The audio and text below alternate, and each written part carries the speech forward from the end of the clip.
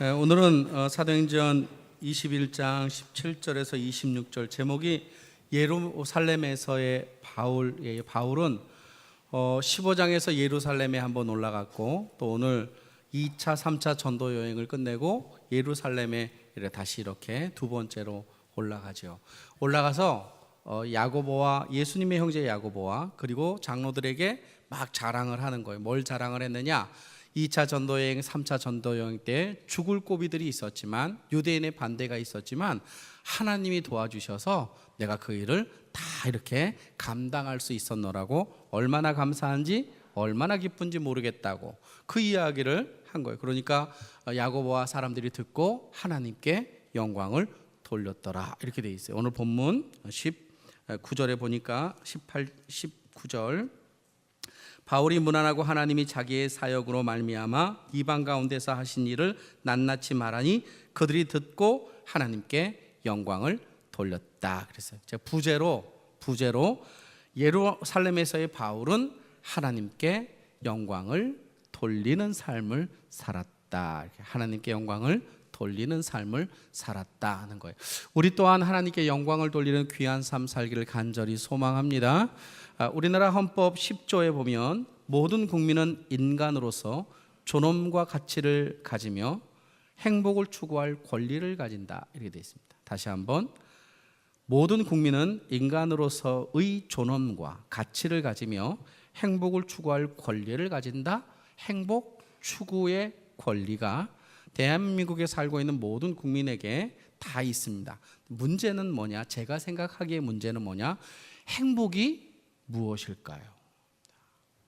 아마 여기 계신 분들 대부분 다 행복을 위하여 열심히 그리고 가정생활을 인생을 살 거예요. 그럼 제가 질문 한번 해볼게요. 행복이 뭘까요? 옆 사람 얼굴 한번 보시고 그 사람을 알고 있는지 한번 여쭤보세요. 당신은 행복을 뭐라고 생각하십니까? 행복해지고 싶은데 행복이 뭔지를 모르겠어요. 열심히 살아서 행복해지려고 하는데 도대체 행복이 뭘까? 이런 거죠. 대중문화에서는 행복을 이렇게 말하고 있어요. 행복이 무엇인지 알 수는 없잖아요. 당신 없는 행복이란 있을 수 없잖아요. 그런데 어느 정도 살다 보면 당신만 없으면 행복하겠어요. 이게 딱 되는 거라. 행복이 당신만 있어서 행복한 줄 알았는데 나중에 보니까 당신이 그 행복의 걸림돌이더라. 도대체 행복이 뭘까? 그래서 현자들, 철학자들, 사상가들은 행복이 무엇일까를 끊임없이 고민하다가 세 가지를 결론 내렸어요. 행복이란 이 세 가지가 갖추어질 때 우리에게 온다. 첫째, 돈, 물질입니다. 우리는 물의 세계를 살고 있기 때문에 돈이 없으면 행복하지 않을 수 있다. 두 번째, 가정입니다. 돈이 있어도 가정이 불안하거나 가정이 깨어지거나 위기가 오면 행복하지 못하다. 그래서 가정이 온전해야 두 번째 행복할 수 있다. 세 번째, 건강입니다. 돈이 있고 가정이 온전해도 건강하지 않으면 다 무의미가 없다. 따라서 세상의 현자들은 인간이 행복해지려면 돈과 가정과 그리고 건강이 있어야 행복하다. 근데 제가 그 이야기를 이렇게 생각하면서 든 건 뭐냐면 여러분 사도 바울은 행복했을까요? 불행했을까요? 사도 바울에게 돈이 있었을까요? 가정이 있었나요? 건강이 있었나요? 없었다고요. 그는 진정한 그는 기도가 무엇인지 감사가 무엇인지 항상 기뻐하는 것이 무엇인지 그는 알았다고요.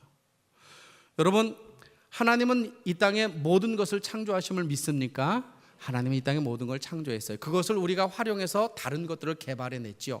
모든 물건은 이 땅에 존재하는 대부분의 것이라고 표현할 수 있는데 그것들은 기능적으로 목적이 있습니다. 그지요? 자동차에 들어가는 모든 부품도 기능적으로 목적이 있지 목적 없는 것 하나도 없습니다.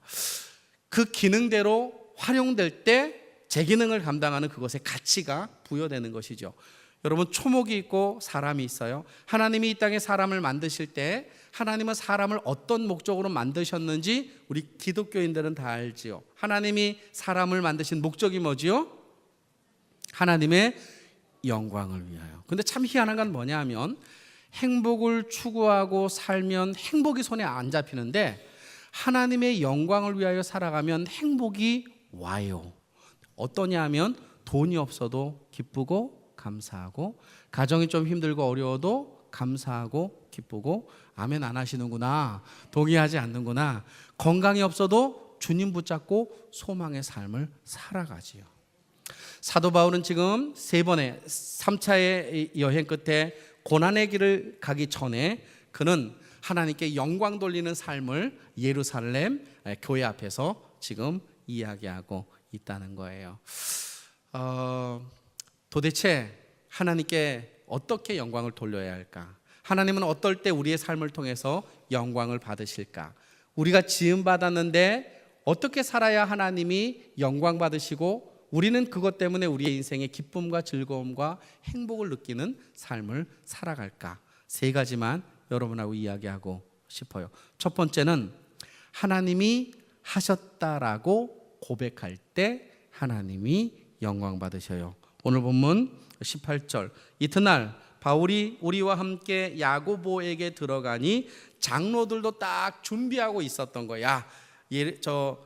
가이사랴에서 누가 바울이 올라왔다. 그래? 그가 이번에 와서는 어떻게 하는지 우리가 한번 살펴보자. 이렇게 기다리고 있었는데 그가 왔어요. 첫날은 어디에서? 나손의 집에서.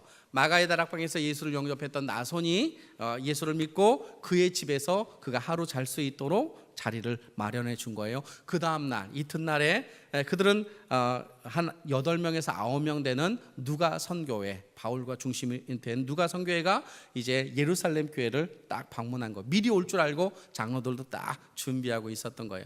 사도 바울이 거기에 딱 들어가서 간증을 하는 거예요. 어떻게 간증을 하느냐? 오늘 보면 19절에 바울이 문안하고 있어요.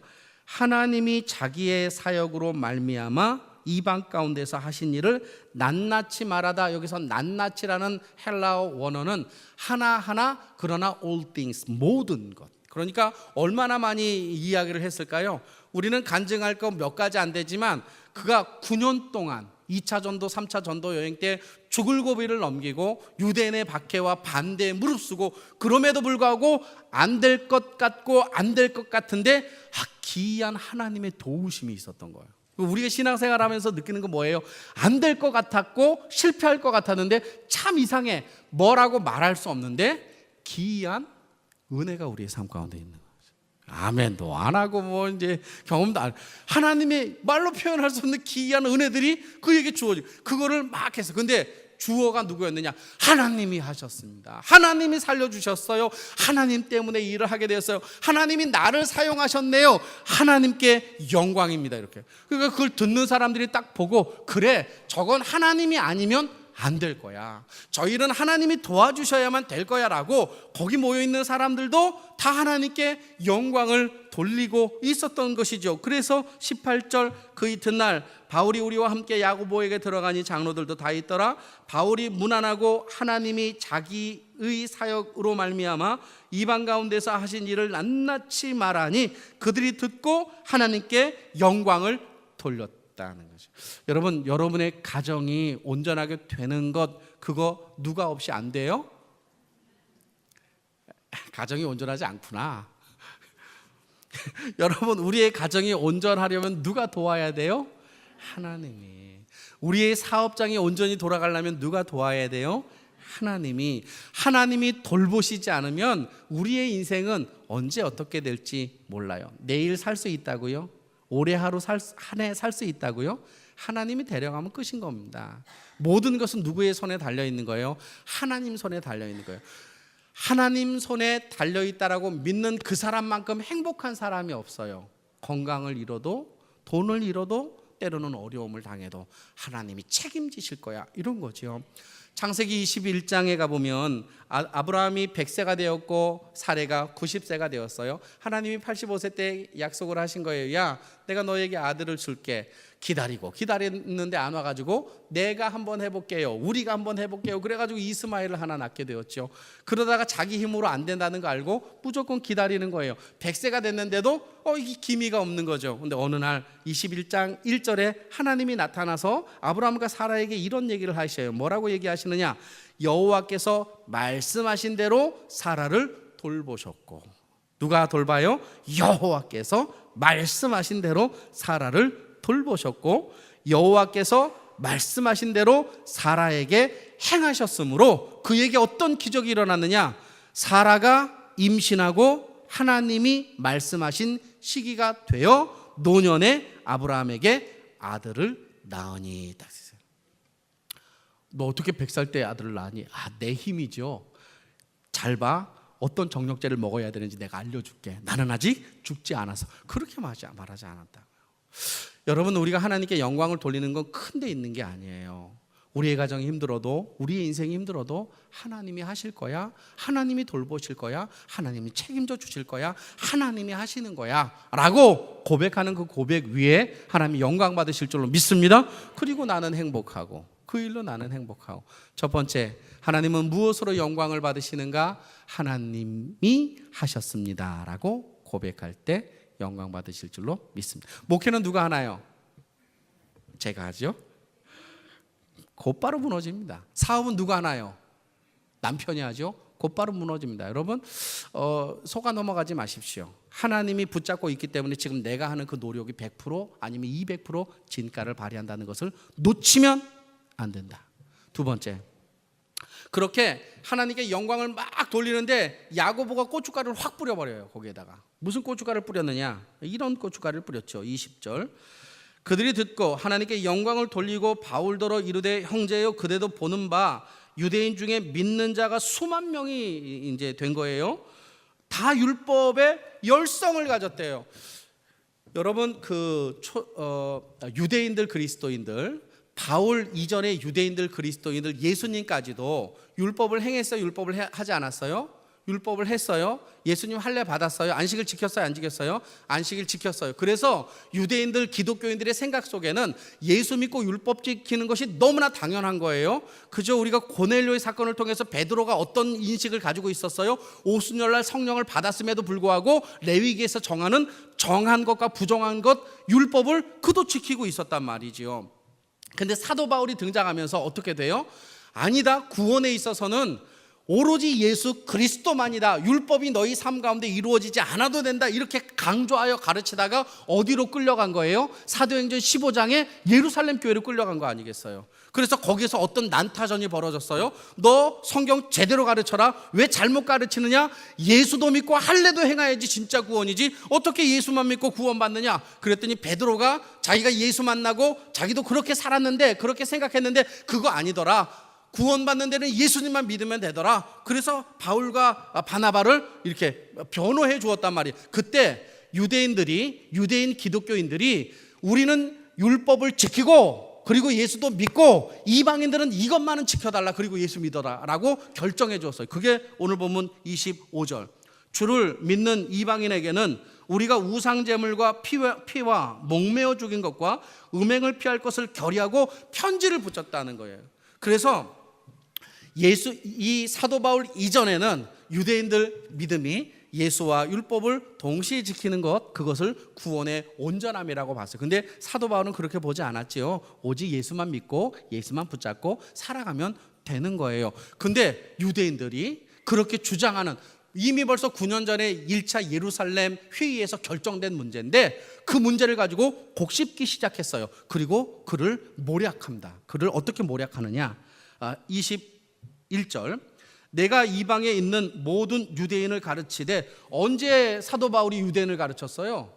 1차 전도 여행 때 가르치다가 그들이 복음을 받지 않으니까 이방인에게로 넘어갔잖아요, 복음이. 그러니까 이 사람들이 오해를 하는 거예요. 여러분, 사람이 오해하면 없는 말 만들어냅니다. 없는 말. 남편을 아내가 오해하잖아요. 그러면 아내가 남편 스케줄 다 이리저리 다 뒤집어요. 막 그래가지고 몇 시부터 몇 시까지 어디 있었을 것이고, 몇 시부터 몇 시까지 어디 있었을 것이고, 요 시간에 여기 있었을 것이고, 요 시간에 여기 있으니까 요 사람한테 전화하면 남편이 여기 있어야 돼. 그리고 전화를 그 사람에게 하지요. 딱 이렇게. 여러분 그러세요? 그러지요. 저희 집사람은 안 그래요. 저를 너무 믿어가지고 제가 그렇게 막 따지는 거예요. 하나하나 이렇게 막.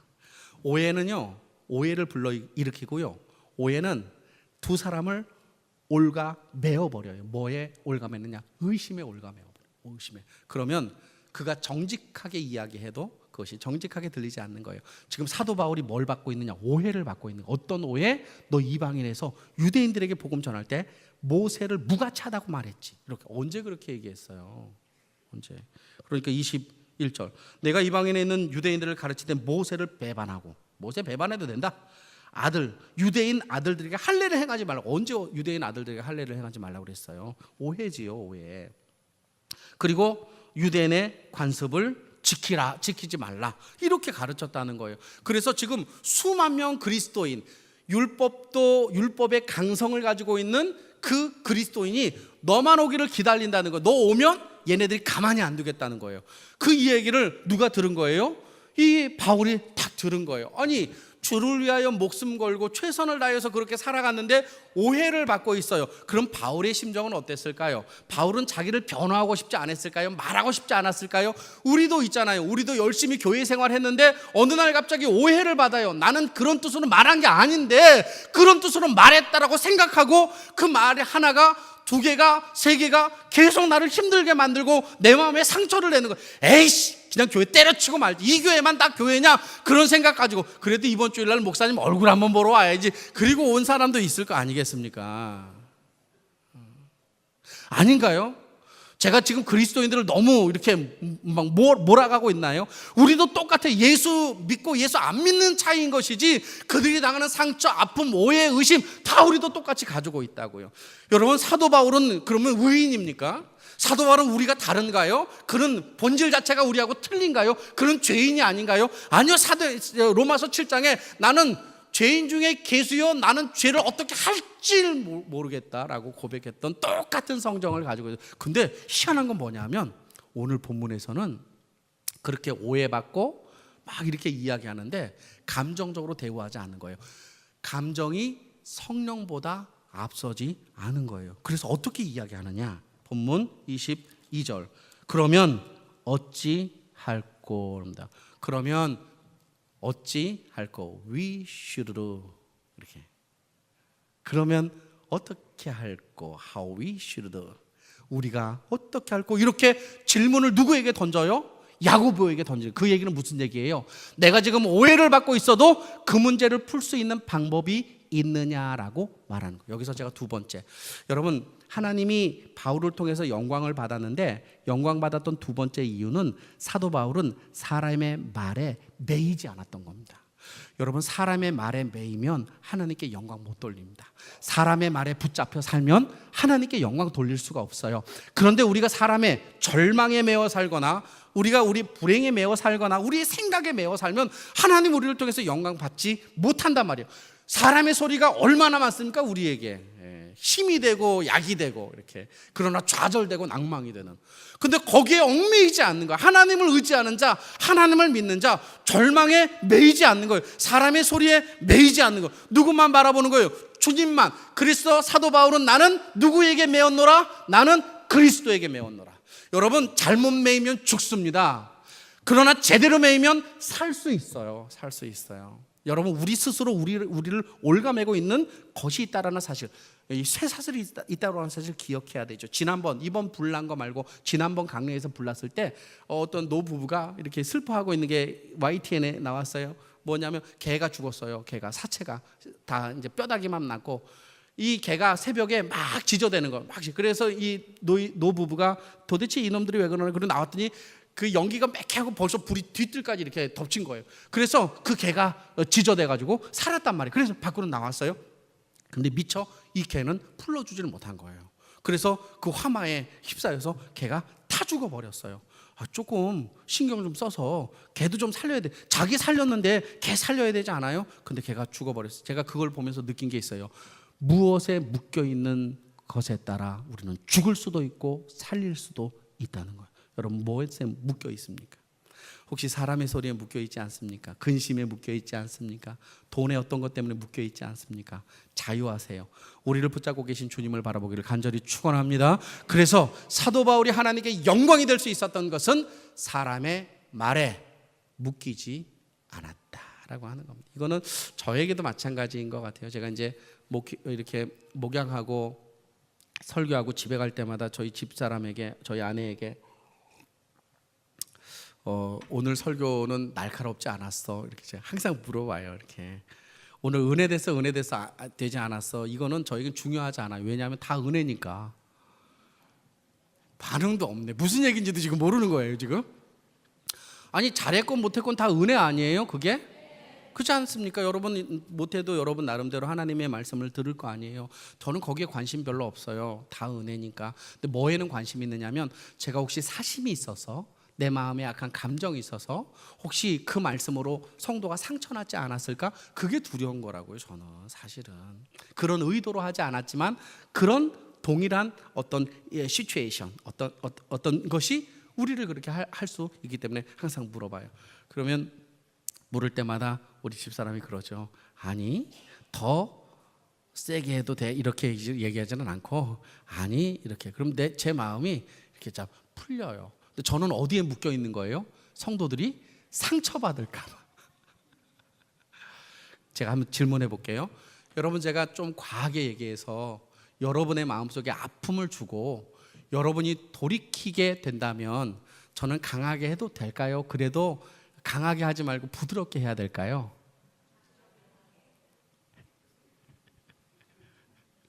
강하게 해요? 저는 못해요. 저는 잘 못해요. 근데 중요한 거 있습니다. 여러분들도 묶여 있다는 사실을 기억하세요. 우리 스스로 우리의 감옥에 갇혀 살면 되지 않습니다. 우리에게 자유를 주신 하나님 바라보고, 우리가 주께만 매여 있지 우리가 사람과 다른 것에 묶이면 절대로 살 수가 없다. 하나님의 영광은 어떻게 받으시는가? 사람의 소리에 매이지 않을 때 하나님 영광 받으실 줄로 믿습니다. 두 번째, 마지막 세 번째, 그 얘기를 들었던 거예요. 그러니까 야고보가 묘수를 낸 거예요. 묘수를 낸 게 뭐냐면 바보 같은 묘수를 낸 거죠. 아유, 사도 바울에게 뭐라고 그러냐? 너 율법 지키는 흉내만 좀 내라. 이 말이 되는 거예요. 이게 근본적인 해결책이 아닌 거예요. 23절, 우리가 말하는 이대로 한번 해볼래? 뭘? 서원한 네 사람이 있는데 24절, 그들을 데리고 함께 결례를 네가 한번 행해봐라, 이렇게 얘기한 거예요. 이 결례라는 게 뭐냐면 나시린의 규례인데, 나시린이라고 하는 것은 내가 하나님 앞에 범죄함으로 거룩하게 살겠습니다라고 공중 앞에서 결단하고, 머리를 밀고 포도주와 독주를 마시지 않으며 시체를 마시지 않는 이 일을 30일 동안, 이제 초대교회 때는 30일 동안 그걸 지킨다라고 공포하는 거예요. 근데 4명이 자기가 그렇게 거룩게 살겠다라고 결례를 했는데 그만 못 지킨 거예요. 나시린의 규례를 지키지 못하면 민수기 6장에 어떻게 되었느냐? 속죄제를 드리고 그리고 다시 머리를 밀고 다시 시작해라, 이렇게 돼 있어요. 근데 여러분, 그 당시에도 그렇죠. 우리가 보통 성경을 읽을 때 소 잡고 뭐 이렇게 그 양 잡고 속죄제 드릴 때 염소 잡고 그러는 것이 뭐 그들이 염소가 많고 소가 많고 양이 많아서 잡은 게 아니라 자신들이 가지고 있는 염소 몇 마리 안 돼요. 양도 몇 마리 안 돼요. 그래서 요한복음 15장에 보면 선한 목자 이야기할 때 목자는 양은 그의 음성을 어떻게 해요? 듣고 아는 거예요. 이게 무슨 얘기냐면 이웃집에 있는 집 몇 개, 하나 둘 셋 넷 다섯 집에 2마리씩 있어. 그러면 이렇게 쭉 모아. 그리고 우리에다 집어넣고 돈 주고 산 사꾼 목사, 오늘날 목사입니다. 여러분, 사꾼 목사는 목사입니다. 나쁜 목사라는 게 아니라 싹쓸 받고 목회를 하는 게 사꾼 목사인 거예요. 도적질에서 문제인 거지. 모아놓고 자기가 이야기를 그 염소나 양에게 계속 들려줘요. 내 음성을 알라고. 그래서 밭으로 나갈 때 자기 음성을 오 이렇게 외치는 겁니다. 근데 다른 목자들도 있겠죠. 한꺼번에 이렇게 모아왔겠죠. 누구 따라갈까요? 나에게 며칠 동안 훈련받은 양이 그 목자의 음성을 알고 그 목자를 따라가는 것이죠. 근데 이 얘기를 제가 한 이유가 뭐죠? 예? 나시린의 규례. 네네네네. 나시린의 규례. 제가 이렇게 각본에 없을 때는 가끔 깜빡깜빡해요. 그러니까 여러분 지금 생방송을 보고 계시다 이렇게 보고 계시면 될 것 같습니다. 그러니까 집에 염소 몇 마리, 양 몇 마리 있는데 나시린의 규례 지키지 못했다고 해서 그거 한 마리 갖다 바치면 가족들이 살 길이 힘든 거예요. 그러니까 이 네 명이 그렇게 있으니까 야, 사도 바울 좋은 기회다. 네가 돈을 내고 그리고 이 사람들하고 같이 결례를 행하라 이렇게 얘기하는 거예요. 사도 바울이 이걸 들으면 어떻게 해야 됩니까? 예? 만약에 여러분이 사도 바울이라면 그 얘기를 듣고 어떻게 해야 됩니까? 칼을 쫙, 내가 활복하면 활복했지 이 짓은 못한다, 죽으면 죽으리, 그래야 되는 거 아닌가요? 그래야 되잖아요. 근데 저는 이게 성경을 읽을 때 너무 이상한 거예요.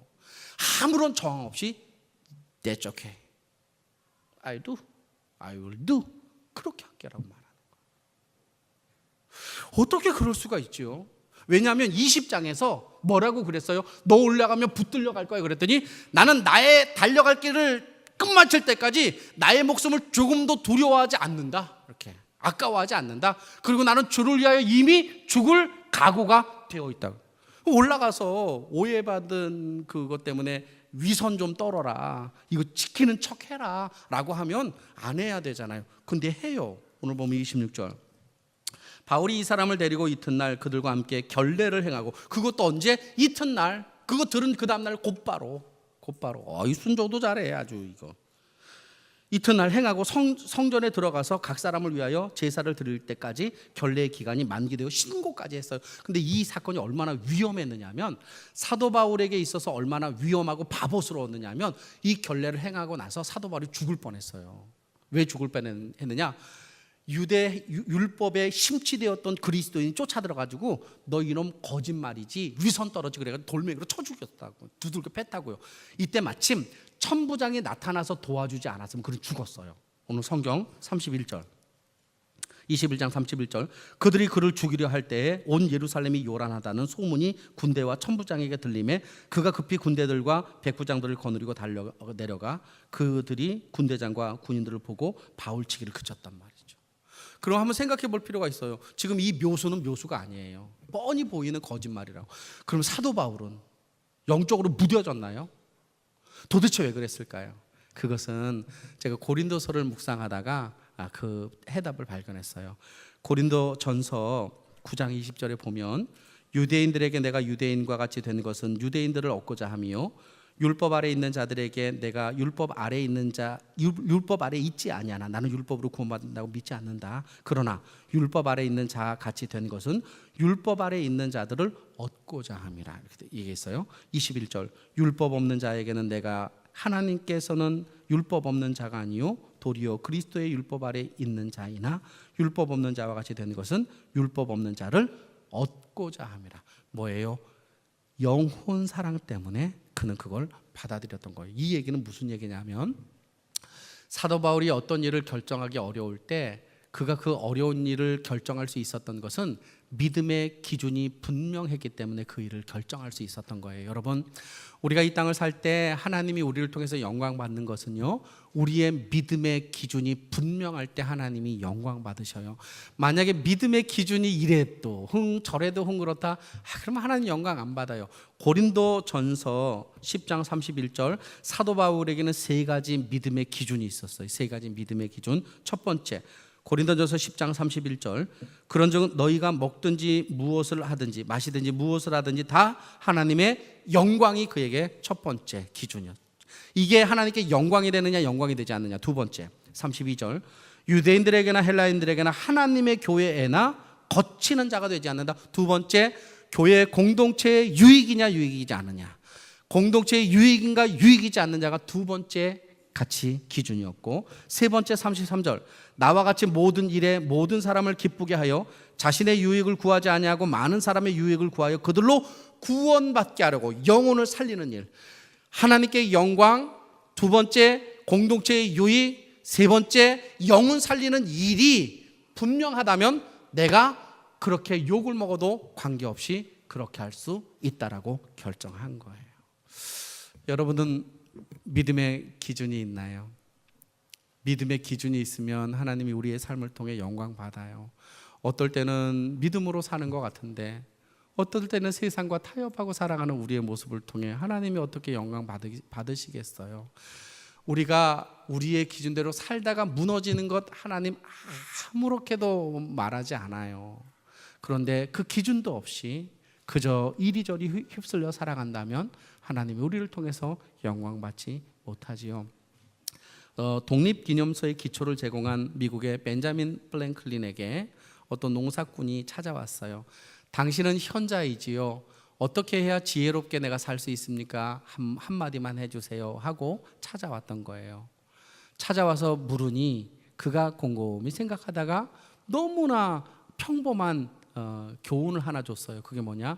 오늘 할 일은 오늘 하라. 이게 무슨 현자가 말할 일이에요? 오늘 할 일은 오늘 하라. 누구나 다 말할 수 있는 것이요. 여러분도 저도 그 얘기를 듣고 그래 오늘 할 일은 오늘 해야 되겠구나. 이걸 나의 좌우명으로 삼자. 그리고 집으로 돌아왔는데 보리 추수 때가 되었어요. 보리 추수를 다 하고 집에 있는 하인들이 보리단을 다 이렇게 묶어둔 거예요. 다 묶어두고 들어갔네. 해가 떨어진다고. 그래서 그걸 딱 보자마자 그 교훈이 생각이 난 거예요. 그래 오늘 할 일은 오늘 해야지. 다 불러냈죠. 입이 이만큼 나왔겠죠. 아니 내일은 날이 아닙니까? 내일 하면 안 됩니까? 막 이렇게 투덜투덜. 그래도 오늘 다 이거 곳간에 들여놓고 그리고 들어가. 딱 그랬어요. 놀라운 사실은 그날 저녁부터 2주간 동안 미국의 전후에 없었던 홍수가 난 거예요. 홍수가. 그래서 보리를 추수하지 못하거나 보리단을 거둬들이지 못한 사람 그의 한해 그냥 흉작이 돼버리고 이 사람은 풍년을 맞이하게 된 거예요. 너무나 단순한 원리 아니겠어요? 너무나 단순한 오늘 할 일은 오늘 해라. 그래서 내가 그대로 살았는데 그는 다른 사람과 다른 결과를 가져오게 됐다는 것이죠. 우리의 믿음의 기준은 과연 무엇일까? 나의 믿음의 기준은 과연 있을까? 있으면요 영광 받으셔요. 없으면요 요럴 때는 요렇게 하고 저럴 때는 저렇게 하고 요럴 때 시험 들고 저럴 때 시험. 교회 다녀보니까요 제가 목회 생활을 해보니까요 목사도 시험 들더라고요. 제가 시험 들을까요 안 들까요? 저는 안 들어요. 다른 목사들은 시험 들어요. 저는 안 들어요. 저는 믿음의 잣대가 그냥 분명하니까. 주님이 영광 받으시는 저와 여러분 되기를 간절히 소망합니다. 기도 한번 합시다. 말씀을 붙잡고 기도 한번 합시다. 주님 주의 영광을 위하여 살게 하여 주시옵소서. 기도합시다.